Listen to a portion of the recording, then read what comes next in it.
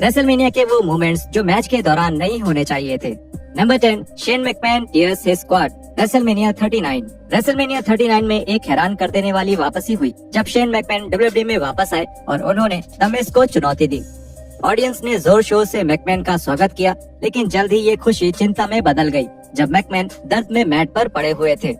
एक elite frog move करने की कोशिश में शेन मैकमैन को एक क्वाड इंजरी हो गई थी। रेसलमेनिया के लाइव ब्रॉडकास्ट के दौरान इतनी बड़ी चोट लगने से डब्ल्यूडब्ल्यूई बहुत मुश्किल में पड़ गई थी, पर जल्दी से सिचुएशन संभालते हुए डब्ल्यूडब्ल्यूई ने स्नूप डॉग को भेजकर द मिज पर हमला करवाया, जिसके बाद स्नूप डॉग ने उन्हें एक पीपल्स एल्बो दिया। डब्ल्यूडब्ल्यूई और उसके रेसलर्स को हर चीज के लिए तैयार रहना पड़ता है और शेन मैकमैन की चोट के बाद इस सिचुएशन को इससे बेहतर तरीके से नहीं संभाला जा सकता था। Number 9, the blade jobs. WrestleMania 8। 90s की शुरुआत में डब्ल्यूडब्ल्यूई की एक सख्त नो ब्लड पॉलिसी थी और ये बोर्ड के हर एक रेसलर पर लागू होती थी। लेकिन रेसलमेनिया 8 में वो दो रेसलर्स को लगा कि थोड़ा सा खून खराबा उनके मैच को और निखार देगा। पहला तो ब्रेट हार्ट और रॉडी पाइपर के मैच के दौरान हार्ट ने खुद को ब्लेड कर लिया और उन्होंने वो इतनी बखूबी किया कि सबको लगा कि उन्हें सच में चोट लग गई थी, जिसकी वजह से वो फाइन देने से भी बच गए और न ही उन्हें कोई सजा मिली। लेकिन ऐसा रिक फ्लेयर के लिए नहीं कहा जा सकता, क्योंकि उन्होंने भी माचो मैन के साथ अपने टाइटल शोडाउन मैच के दौरान ब्लेड करने का फैसला किया। लेकिन ये बिल्कुल साफ दिख रहा था कि फ्लेयर ने ही खुद ऐसा किया है और इसी वजह से विंस मैकमैन ने दोनों रेसलर्स के ऊपर लगभग $5 लाख का फाइन लगाया।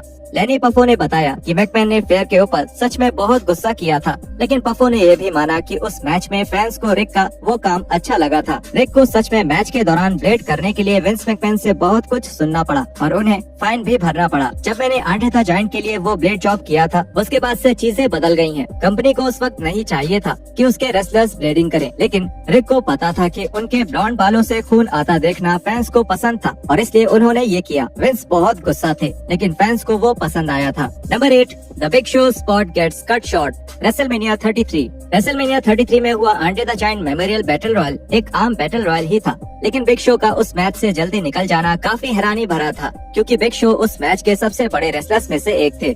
उस समय की रिपोर्ट्स में ऐसा सामने आया था कि बिग शो बैक स्टेज में भी थोड़े नाराज थे, क्योंकि उस मैच में ब्रॉन स्ट्रोमैन के साथ उनका एक लंबा स्पॉट होने वाला था, लेकिन वो स्पॉट छोटा करना पड़ गया था क्योंकि बाकी रेसलर्स ने उस स्पॉट के लिए ज्यादा समय नहीं छोड़ा था।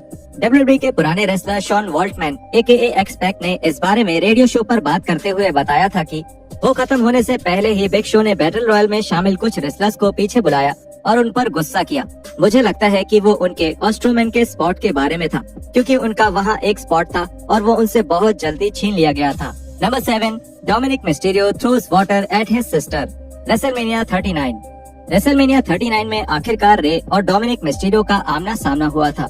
ये मैच फैंस की उम्मीदों पर खरा उतरा था और ये उनकी दुश्मनी को खत्म करने के लिए बिल्कुल सही मैच था। अब रेसलमेनिया 39 के इस मैच के बारे में एक मजेदार बात यह है कि डोमिनिक ने ऑफ स्क्रिप्ट जाकर अपनी बहन के ऊपर पानी फेंका था।